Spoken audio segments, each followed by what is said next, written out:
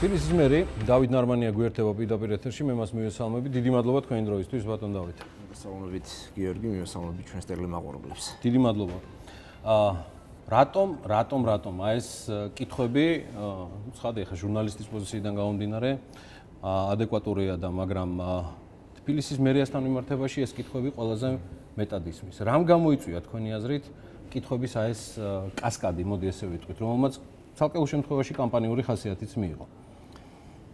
პროლოგში ხაზი უნდა გავუსვათ იმას, რომ დედაქალაქი ეს არის ერთ-ერთი ყველაზე მსხვილი ადმინისტრაციული ერთეული, სადაც ხელის გულზე ჩანს ყველაფერი, ხელის გულზე ჩანს გაკეთებული საქმეებიც, ხელის გულზე ჩანს ის თუ რამე, ასე ვთქვათ, ვერ კეთდება ისე როგორც საჭირო. ამიტომაც ეს ბუნებრივია, პლუს მედიის დიდი ნაწილი რასაკვირველია კონცენტრირებულია დედაქალაქში და ძალიან ასე ვთქვათ, ოპერატიულად ხდება როგორც გაკეთებული, ასევე გაფუჭებული საქმეები.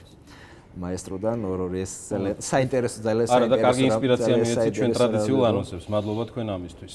თუმცა ბოლო პერიოდში ჩვენ გააქტიურებას ვატყობთ. მე პირდაპირ გეტყვით, რატომ არ მიიღეთ ის გადაწყვეტილებები, რომელზეც ახლა მე და თქვენ ვისაუბრებთ. საუბარია გარკვეული ოპტიმიზაციები, სხვადასხვა საქალაქო სამსახურების თუ სიპების გაერთიანება, საკადრო ცვლილებები, რომელიც თქვენ გაატარეთ და ამ კონკრეტულ შემთხვევაში არავის არ გასჩენია ეჭვი, განსხვავებით წინასი, რომ ეს ცვლილებები გაატარა დავით ნარვანიამ. რატომ ეხლა, ბატონ დავით, და რატო არა წელიწად-ნახევრის წინ, თუნდაც?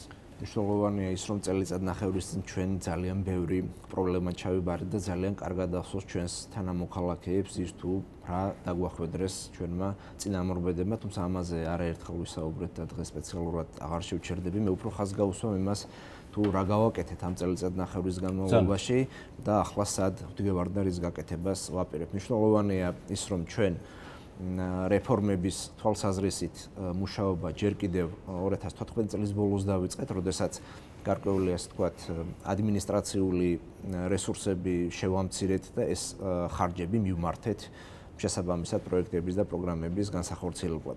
ჩვენ დავიწყეთ სტრუქტურული ოპტიმიზაციის საკითხი, მართალია გადამწყვეტ ფაზაში ეს ახლა შევიდა, თუმცა წინამოსამზადებელი სამუშაოები ჩვენ გაცილებით უფრო ადრე დავიწყეთ. ანუ ანალიზი წინასწარ უკეთებდით? როცა მომზადდა ანალიზი და მომზადდა კონკრეტული რეკომენდაციები მერიის სტრუქტურის ოპტიმიზაციასთან დაკავშირებით. მეორე მხრივ არ დაგვაუწყდეს ის, რომ როცა გასულ წელს ძალიან ბევრი პროექტი და პროგრამა აქტიურ ფაზაში შევიდა, 13-14 ივნისის სტიქია დაატყდა დედაქალაქს თავს და შესაბამისად ჩვენი რესურსები საკმაოდ დიდი ნაწილი მივმართეთ, როგორც ადამიანური, ასევე ფინანსური რესურსები მივმართეთ ჩვენ სტიქიის შედეგების სალიკვიდაციოდ. შესაბამისად, რა თქმა უნდა, ზოგიერთი ტიპის ამოცანებმა, რაც ასე ვთქვათ, შესაძლოა მაშინ დაგვეწყო გასული წლის ზაფხულში ან შემოდგომაზე, იგივე სტრუქტურულ ოპტიმიზაციას გულისხმობ, გადმოიწია აქეთ. სხვა ყველა ძირითადი ამოცანა, რაც ჩვენ გვქონდა გასულ წელს 2015 წელს იქნა შესრულებული. აქ სიუჟეტში გაიჟღერა ერთმა, ასე ვთქვათ, ძალიან საინტერესო რამემ, რომ თითქოს მერიამ ბიუჯეტი ვერ შეასრულა ამას შემდეგ მე სრული პასუხისმგებლობით შემიძლია ვთქვა, რომ 930 მილიონი ლარი, რაც გასულ წელს ჩვენ 2015 დედაქალაქის ბიუჯეტიდან დიახ დაიხარჯა ღიად, დაიხარჯა გამჭვირვალე და მაქსიმალურად საზოგადოების კეთილდღეობის ამაღლებისკენ იქნა მიმართული და ეს ჩამონათვალი, რაც გადაცემის დასაწყისში ჩვენ გააკეთეთ და რაც ძალიან კარგად იცის საზოგადოებამ, ხაზს უსვამს იმას თუ რა გავაკეთეთ ჩვენ. შესაბამისად ციფრებითაც შემიძლია ვისაუბრო. ის ტენდერები, რაც ამა თუ იმ პროექტების და პროგრამების განსახორციელებლად იქნა ჩატარებული, იმაზე მეტია, ვიდრე ეს იყო 2014 წელს. დანაზოგები ფინანსური სახსრებისა იმაზე მეტია, ვიდრე ეს იყო წინა წელს, ისევე როგორც კომპანიების მონაწილეობა ტენდერებში იმაზე მეტია, ვიდრე ეს იყო 2014 წელს. შესაბამისად, რა მოხდა? ამან საშუალება მოგცა ჩვენ, რომ ერთის მხრივ საბიუჯეტო სახსრები დაგვეხარჯა ყაირათიანად, ანუ ყოფილიყავით მაქსიმალურად მომჭირნეთ, მაგრამ მეორეს მხრივ ჩვენ გავამკაცრეთ პროექტების შესრულების დროს ხარისხზე აქცენტი, რამაც საშუალება მოგცა, რომ ძალიან ხარისხიანად გაგვეკეთებინა პროექტები. მაგალითად, ავიღოთ ბაგები წყნეთის დამაკავშირებელი გზა. თქვენ დღეს შეგიძლიათ დადგეთ დელისის მეტროსთან და მეტრო დელისიდან წყნეთის ბოლომდე ახვიდეთ ისე, რომ ეს არის სრულიად ახალი გზა, სრულიად ახლებური მიდგომით გაკეთებული გზა და ჩვენი თანამოქალაქეები, ვინც გადაადგილდებიან ამ გზაზე, დამემოწმებიან, რომ ესეთი ხარისხიანი გზა და ესეთი მოცულობითი საგზაო სამუშაოები არადროს არ განხორციელებულა. ანალოგიურად შემიძლია ვთქვა თბილისის ზღვის გარშემო 11 კილომეტრიან გზაზე, შესაბამისად თემკიდან ასასრულ პანდუსზე შემიძლია იგივე თქვა თამარ მეფის გამზირზე დაგებულ გზაზე და სხვა ძალიან ბევრ პროექტზე. ჩვენ გასულ წელს ერთი პატარა ორმო გამოჩნდეს და ეს აღარავის არ ახსოვს. ეს რა თქმა უნდა აღარავის არ ახსოვს, თუმცა ამაზე ხშირად არის ხოლმე პედალირება, ანუ ნეგატიურ თემებზე და პოზიტიური იმდენად არ ჩანს, ამიტომ ძალიან დიდი მადლობა თქვენ რომ მომეცით საშუალება დღეს ამ ეთერში ვისაუბრო იმაზე თუ რა გავაკეთეთ და ვისაუბროთ ასევე ძალიან გულღიად იმაზე, რას ვერ ვაკეთებთ ან რა გვიშლის ხელს, თუმცა ესეთი რამ შედარებით ხშირად არ გვეძლევა. კვირაში შევხვდით კონტრაქტორებს და მე პირადად არც ერთ შემთხვევაში არ მოგიწოდებთ ამ შემთხვევაში. მე გავიგე თქვენი პრინციპი. თქვენ ამბობთ რომ ჩვენ დავზოგეთ და მივაქციეთ ყურადღება ხარისხს. პრინციპი გასაგებია. მეორეს მხრივ, რაც ხელის გულზე ჩანს, ბატონ დავით, არის ტემპი. და ამ შემთხვევაში ხარისხს არავინ დაგიდევს, რადგან ამ ტემპის გამო თითეული ორმო ეს უბრუნდება პირდაპირ უკან დავით ნარმანიას სახელს და გვარს.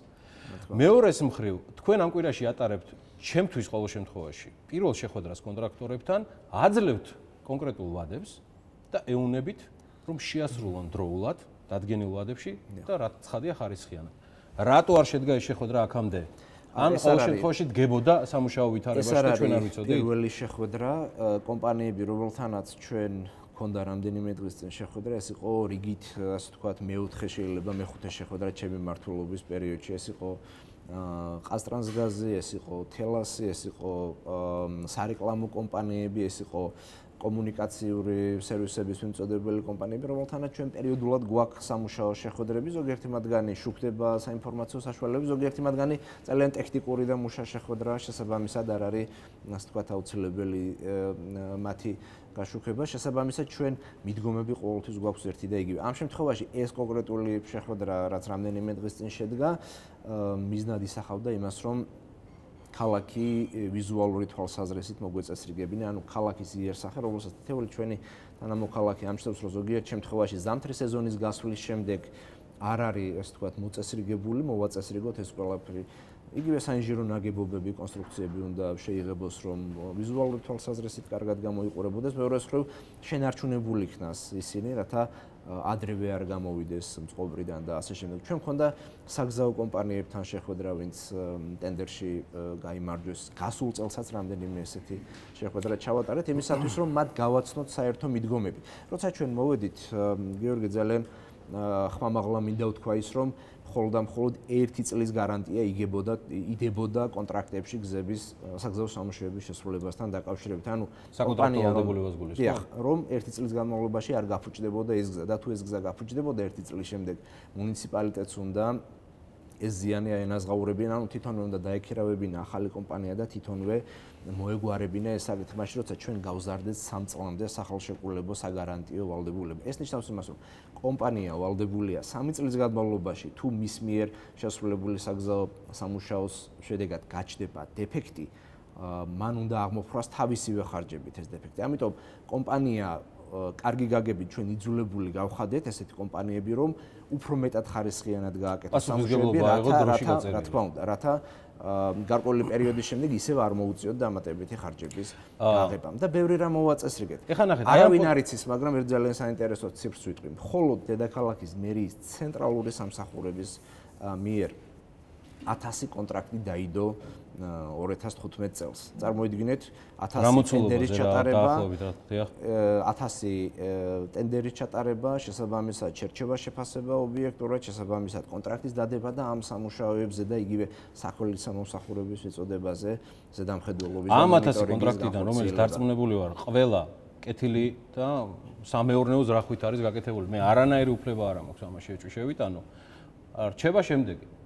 თქვენ დებთ ამ კონტრაქტს, რეალურად პასუხისგებლობას მოსახლეობის წინაშე აღებული აქვს. ასაგვირველია. თბილისის არჩეულ მერს და არავის არ აქვს იმის ილუზია. უბრალოდ ეს მე აღიქმება, რომ ნარმანია დგას და თვითონ აგებს ასვალს, მაგრამ ეს კომპანია ბატონ დავით, რომელსაც თქვენ პასუხისგებლობა დაუმატეთ ხარისხზეც, მათ შორის აკეთებს ამას აბსოლუტურად არაადეკვატურად დროში, რომელიც ქმნის დამატებით საცობებს, რომელიც თქვენი ერთ-ერთი თავისატკივარია. ამას აკეთებს დროში გაწელილად და რაც თავარია ჩვენ არ ვიცით ეს კომპანია ვინ არის და კომპანიებია, კომპანიები მესმის, იმიტომ რომ 1000-ზე მეტი კონტრაქტიო თქვენ არა მხოლოდ ინფრასტრუქტურაში, ზოგადად რაც დაიდო, მესმის თბილისის მერის მხრიდან. ჩვენ გვინდა და ჩვენ ვახერხებთ ნაწილთან მხოლოდ ამაზე ურთიერთობას, მაგრამ ეს მათი ტემპი, მათი შეცდომით შესრულებული სამუშაოები ვადებიდან ან ტემპიდან გამომდინარე, რომ დავინახავთ კონკრეტულ ხიდზე 3-4 კაცი რომ მუშაობს ხოლმე დღის განმავლობაში, მოსახლეობას არ დაუდევს ვინ არის ამის შემსრულებელი.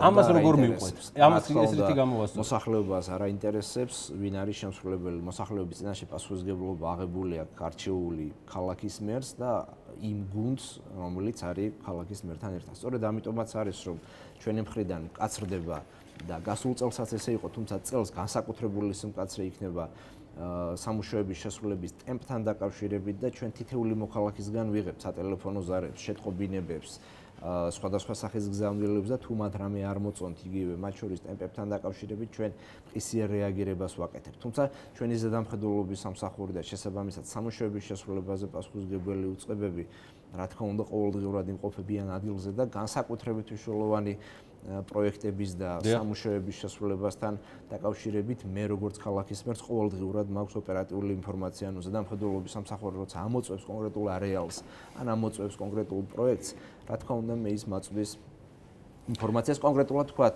კონკრეტულ ხიდზე, კონკრეტული დღის განმავლობაში, როცა მოულოდნელად ჩატარდა შემოწმება, რამდენი ადამიანი მუშაობს, როგორია ტემპი და ასე შემდეგ და მე შემიძლია ონლაინ რეჟიმში მივცე დავალებები შესაბამის სამსახურებს. ჩვენი პირველი ინტერვიუსაც ვადავით. აი, ერთი შემთხვევა იყო გასულ წელს, მე ხაზგასმით შემიძლია ვთქვა, საგზაო სამუშაოების ტემპის შეფერხებასთან დაკავშირებით, როცა საკმაოდ დიდი ხმაური ატყდა, თუმცა ჩვენ აბსოლუტურად კანონმდებლობის სრული დაცვით ჩავატარეთ პროცედურები, შეირჩა ახალი კომპანიები, რომლებმაც გააგრძელეს ეს სამუშაოები. წლის ბოლოს ყველა პროექტი ჩვენ ჩავიბარეთ. თქვენ იცავთ, მე დარწმუნებული ვარ ამაში, დანარჩენს შესაბამისი სტრუქტურები იტყვიან. მე უბრალოდ ვამბობ სამუშაოების შესრულება, რომელიც სრულ ნეგატივად, რაღაც საოცარი სიტუაციაა რა, სრულ ნეგატივად გიბრუნდებათ და ამას რეალურად ასრულებენ თქვენი კონტრაქტორები, რომელსაც გითხარით, გუშინ წინდელის გარდა, მე არ მინახავს პრეცედენტი, რომ მერიას მკაცრად მოეთხოვოს მათგან პასუხი. ეს უბრალოდ გამოდის, რომ თქვენ აკეთებთ საქმეს,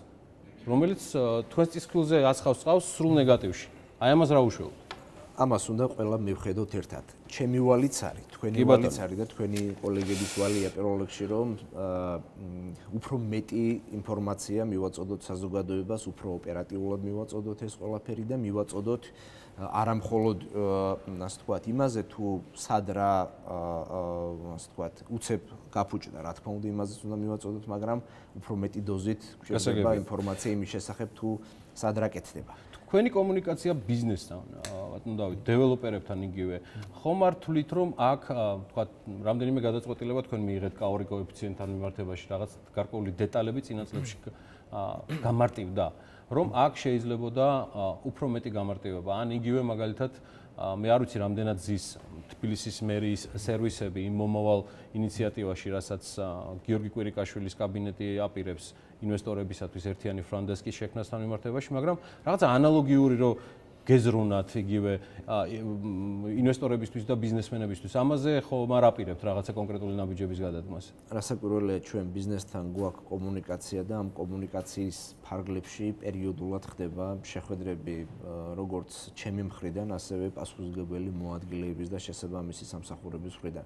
ძირითადად თბილისის მერიასთან, ასე ვთქვათ, უფრო მჭიდრო და აქტიური კომუნიკაცია დეველოპერებს აქვს და შესაბამისად ვიდრე ჩვენ რაიმე ისეთ მნიშვნელოვან გადაწყვეტილებას მივიღებთ, მათთან გვაქვს კომუნიკაცია. იგივე თქვათ, გასულ წელს ჩვენ მოვამზადეთ მშენებლობის პროცესში პარკირების ადგილებთან დაკავშირებული ახალი ინიციატივა, რომელიც რამდენჯერმე იქნა განხილული შესაბამის კომპანიამ. და მოგვარდება ეგ თემა, ბატონ დავით? არის პერსპექტივა. როდის აპირებთ ამის პრეზენტაციას?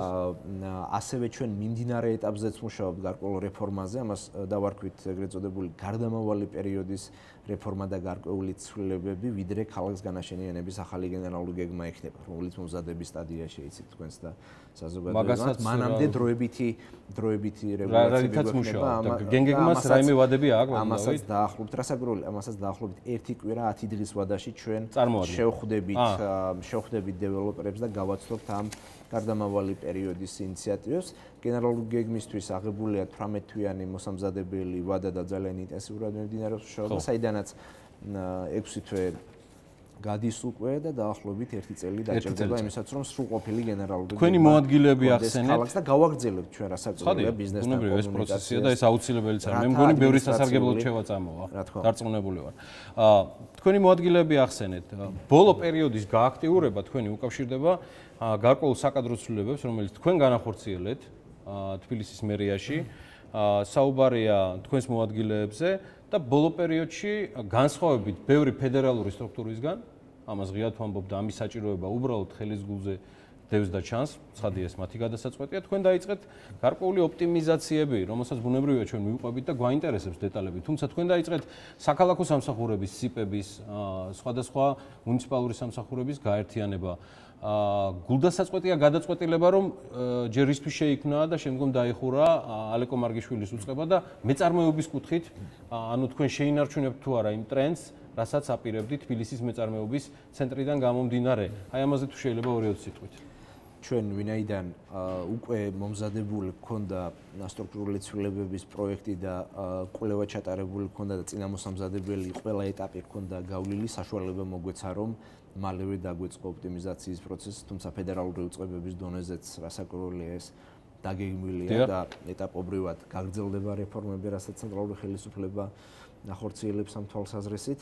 მნიშვნელოვანია ის, რომ ბიზნესის ხელშეწყობა ჩვენს ერთ-ერთ მთავარ ამოცანად კვლავ რჩება და განსაკუთრებულ აქცენტს ჩვენ აქ ვიღებთ სერვისების მიწოდებაზე, სერვისების მიწოდების პროცედურების უფრო მეტად გამარტივებაზე, თუმცა არის ცალკეული სექტორები, რომელსაც ჩვენი მხრიდან მხარდაჭერა ჭირდებათ და რაც ბაზარზე არსებული კონიუნქტურიდან გამომდინარეობს. ამიტომაც ამ რეფორმებს და ამ პროექტებს და პროგრამებს ჩვენ გავაგრძელებთ ეკონომიკური სამსახურის ფარგლებში.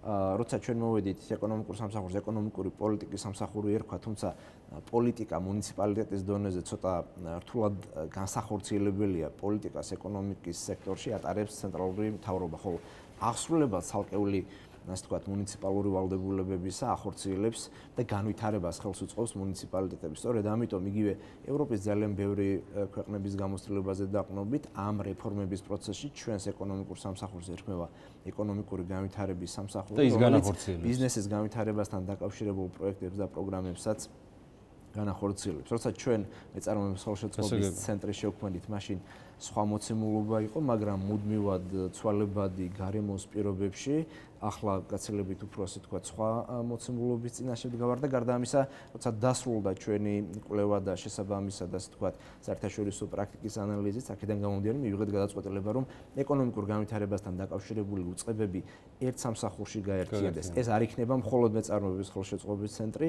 ტექნოლოგიური განვითარების ფონდის ერთ-ერთი მნიშვნელოვანი კომპონენტიც გადმოდის ეკონომიკური განვითარების სამსახურში. ეს იქნება მუნიციპალურ, ასე თქვა, ტექნოლოგიებთან და ინოვაციების განვითარებასთან და ხელშეწყობასთან. ჩვენ ბოლო კითხვა, ჩვენ აუცილებლად გავაგრძელებთ საუბარს, იმიტომ რომ ამოუწურავი იქნება ალბათ საქმე დილის და მაესტროს სხვა გადაცემების ეთერით უკაცრავად.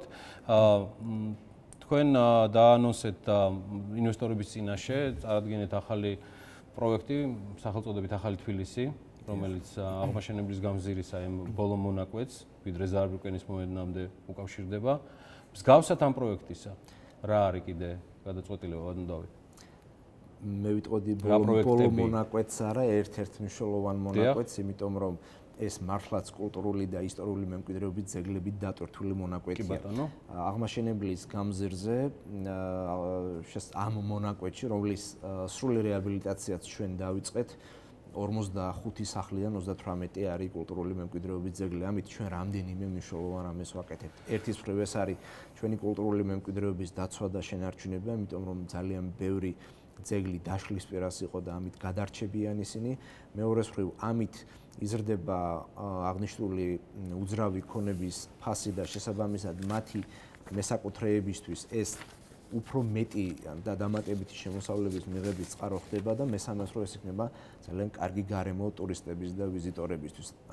ისევე როგორც არა მხოლოდ აღმაშენებლის ამის მსგავსი პროექტები კიდევ რა თქმა უნდა ამის მსგავსი პროექტები. დაახლოებით როდის აპირებთ ზაფხულამდე წააგეთებ პრეზენტაციას. ზოგიერთი მათგანი უკვე მიმდინარეობს პარალელურ რეჟიმში, მაგალითად შემიძლია ვთქვა ღვინის აღმართი სადაც მიმდინარეობს სამუშაოები. გუდიაშვილის მოედნის ძალიან კარგი კონცეფცია მზად და იქ უკვე კონკრეტული პროექტების დონეზე მიმდინარეობს ასევე მუშაობა. წინა მოსამზადებელი სამუშაოები დაიწყეთ, როგორც არის მიწისქვეშა კომუნიკაციების მოწესრიგება იმ ტერიტორიაზე, იმიტომ რომ წლების განმავლობაში გაუმართავმა სანიაღვრე სისტემამ და იმან რომ წყალი იდგა გუდიაშვილის მოედნის მიმდებარე ტერიტორიაზე მიწისქვეშა გრუნტებს გულისხმობ, დააზიანა დიდწილად იქ არსებული სახლები და წლების განმავლობაში დაიშალა, ასე რომ ესეთი პროექტები მომდევნო წლებშიც გაგრძელდება და ძალიან ბევრი კარგი საქმის გაკეთებას ვაპირებთ ამ თვალსაზრისით. ისევე როგორც ინფრასტრუქტურული პროექტები, რომელსაც ჩვენ წელს განვახორციელებთ და რომელიც იქნება მნიშვნელოვანი სიახლე, რაც ერთის მხრივ დაკავშირებული იქნება ქალაქის ცალკეული უბნების საცობებისგან განტვირთვაზე და მეორეს მხრივ დაკავშირებული არის იმაზე, რომ დამატებით ახალი ინფრასტრუქტურის გაჩენით ეკონომიკურ განვითარებას შეეწყოს ხელი. მაგალითისათვის მხოლოდ ჩამონათვალს გავაკეთებ, მესმის რომ დროის ფორმატი მცირე გვაქვს, ეს იქნება შინდისის-კრწანისის დამაკავშირებელი ახალი გზა 4 კმ/ნახევრიანი, რომელიც მნიშვნელოვნად განტვირთავს ქალაქის ისტორიულ ნაწილს და ძალიან ბევრი ადამიანისთვის, ვინც მთაწმინდიდან ჩამოდის და ხვდება ქალაქის ისტორიულ უბანში მნიშვნელოვანი დისკომფორტია, ვიწრო ქუჩები და საცობები. ანალოგიურად სამუშაოები უკვე მიმდინარეობს პუშკინის ქუჩაზე ორხრივი მოძრაობის აღსადგენად და ივლისის დასაწყისში იქ პროექტი დასრულდება და აღდგება ორხრივი მოძრაობა, ასევე ჩვენ გადაწყვეტილი გვაქვს და უკვე პროექტირება სრულდება ვაშლიჯვრიდან გადმომავალი, ესე ვთქვათ, მარშალგელოვანის გამზირზე ასასვლელი პანდუსის მოწყობასთან დაკავშირებით და რამდენიმე ესეთი მნიშვნელოვანი მოდი ესეთ თემას დაუბრუნდეთ. თქვენ საქმიან დილას პერიოდულად სტუმრობდით, მე მახსოვს, გარკვეული ანგარიში წარდგებოდით მაყურებლის, ანუ თქვენი ამომრჩევლის წინაშეც. დაუბრუნდეთ ამ ფორმატს, ბიზნესმენების მოვიწმიოთ, კარგად დავგეგმოთ ეს ყველაფერი და თითეული ეს საჭიროებო საკითხი გავიაროთ. მე გულწრფელად გისურვებ წარმატებებს, ურთულესი სისტემური თუ სხვა ტიპის პრობლემების ფონზე, რომელიც თქვენს უწყებაშია და ზოგადად დედაქალაქშია დაგროვილი. ეს იყო დავით ნარმანიანის ბიზნეს კონტაქტი. მე მას დიდ მადლობას ვუხდი მისი დროისთვის.